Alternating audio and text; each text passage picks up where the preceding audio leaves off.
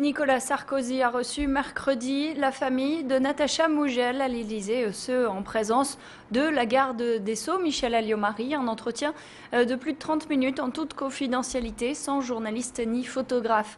Le chef de l'État qui a ensuite indiqué dans un communiqué qu'il prendrait dans les plus brefs délais des mesures de contrôle et de suivi des auteurs de crimes sexuels. Les députés de maire de Marcq-en-Barœul étaient présents lors de cet entretien. Bernard Gérard a raconté sur ce plateau cette rencontre. Vous vous doutez que c'était un entretien extrêmement émouvant, mais je pense que c'était aussi un moment très vrai, très simple, plein d'humilité et d'écoute à l'égard d'une famille qui est aujourd'hui dans l'affliction totale.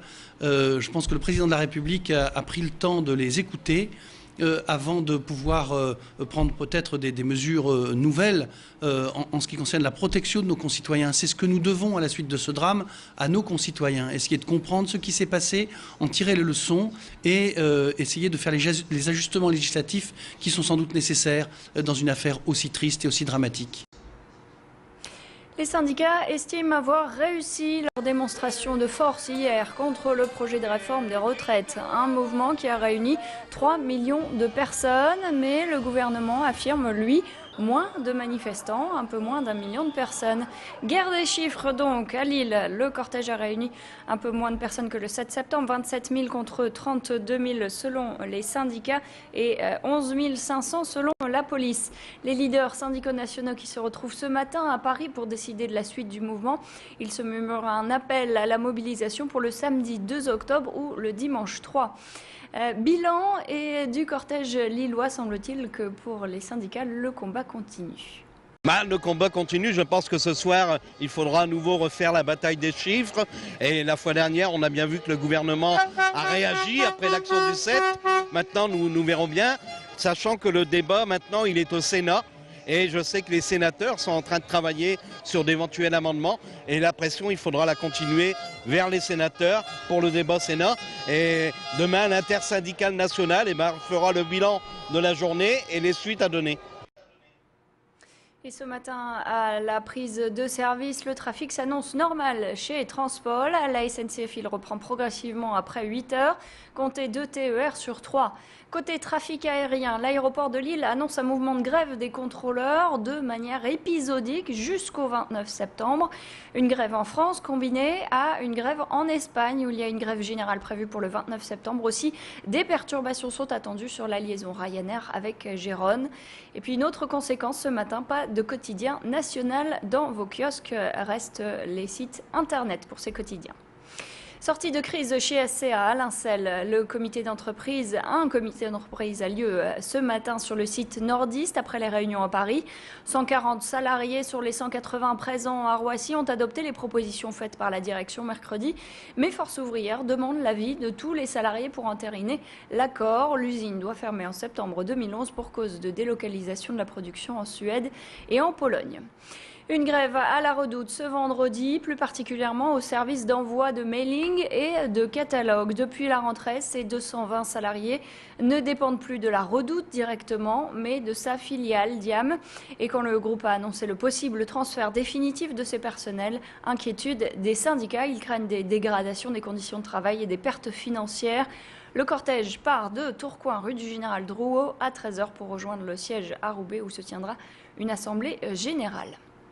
Les états généraux du christianisme se sont ouverts hier à l'Akato à Lille, une première, et 3000 personnes sont attendues pour ce débat autour de grandes questions polémiques sur le christianisme ou sur les sujets de société. Et pour une première soirée, il y avait une nuit du christianisme organisée à l'église Saint-Maurice. Le site a ouvert toute la nuit pour des témoignages, des prières et des chants. Élodie Bernachon a rencontré à cette occasion le prêtre de la paroisse. On l'écoute.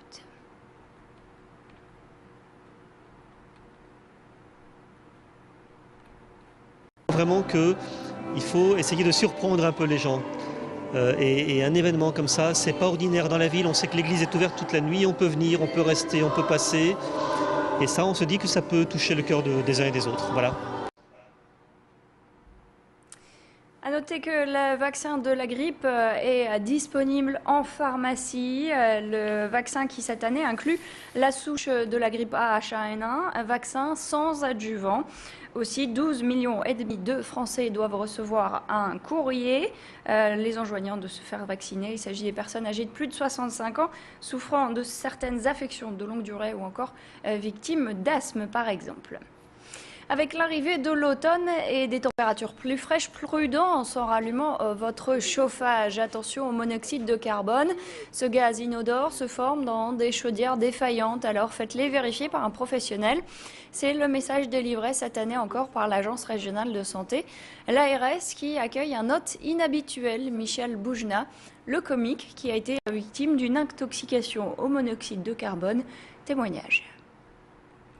On m'a demandé de venir parce que ça m'est arrivé, voilà, j'ai eu une fuite de monoxyde de carbone dans ma maison, donc après coup j'ai compris qu'on a failli mourir, donc j'étais très sensible quand on m'a demandé d'être témoin de ça pour informer les gens, et si ça peut aider, ben, je le fais avec plaisir. Le Nord n'a pas besoin de moi pour être sauvé, les gens du Nord sont capables de se sauver, je le sais, je les connais bien. Allez, quelques idées de sortie pour ce week-end. Rendez-vous au Peuple belge qui, à défaut d'avoir de l'eau, accueille la Somme dès ce vendredi pour 3 jours. La Somme, donc le département, de quoi dénicher quelques bonnes idées sorties. Les phoques de la baie de Somme, le parc du Marcanterre, le Valais de la Haute-Somme ou encore le musée de la Grande Guerre. Culture, nature, patrimoine, sport, il y en a pour tous les jours, donc tous les goûts. Rendez-vous au Peuple belge de 11h à 21h aujourd'hui et demain jusqu'à 18h dimanche. C'est la fin de ce flash, à tout de suite pour la météo.